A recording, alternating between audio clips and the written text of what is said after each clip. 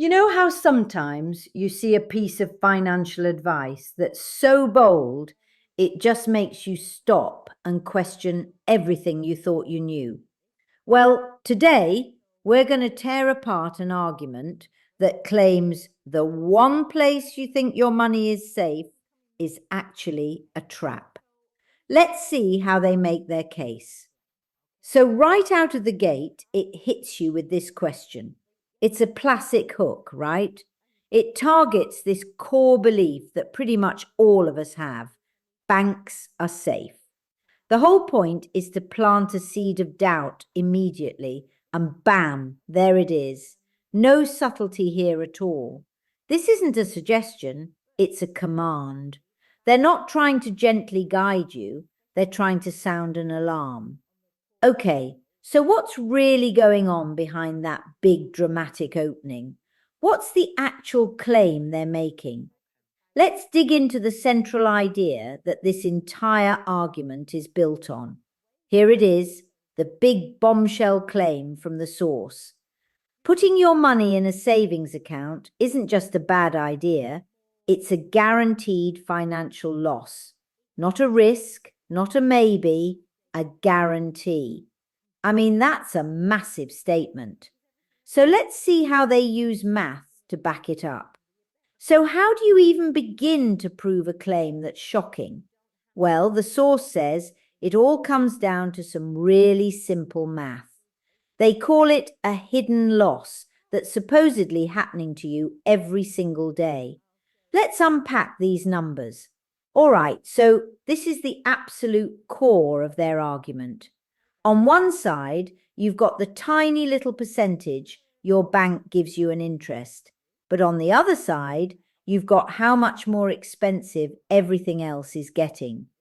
The whole point is that, yeah, you're earning a little, but you're losing way more to the rising cost of living.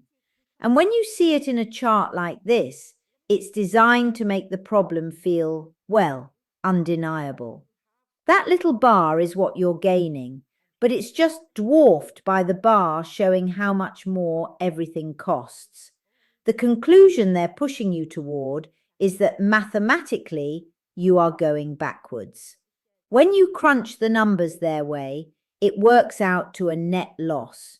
According to them, you're losing about 4% every year.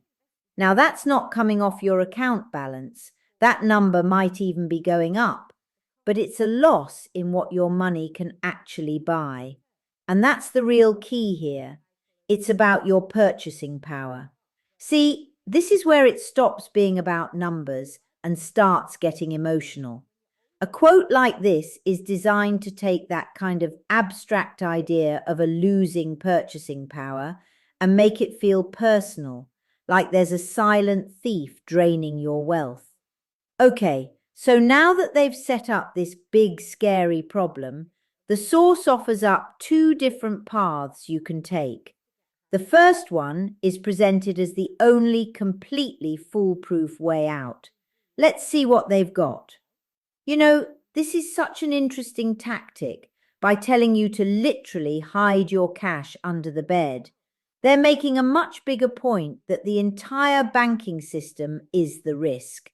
It's an extreme example for sure, but it's meant to make their other options seem like the only sane and reasonable choice.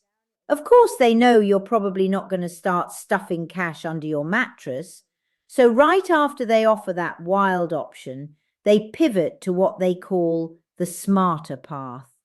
And there it is, the big solution they've been leading you to this whole time. Notice it's not just investments, it's capital protection investments. That language is chosen so carefully to sound incredibly safe and secure, which of course is the perfect medicine for the fear they just created. And this slide reveals the whole game. All of the scary questions, all of the alarming math, it has all been leading to this one single action. The source isn't just giving out advice for fun, it's a funnel designed to drive you straight toward a free consultation.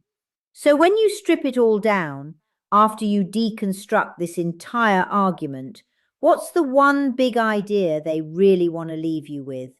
What's the thought they want stuck in your head? And it all comes down to this final explosive command.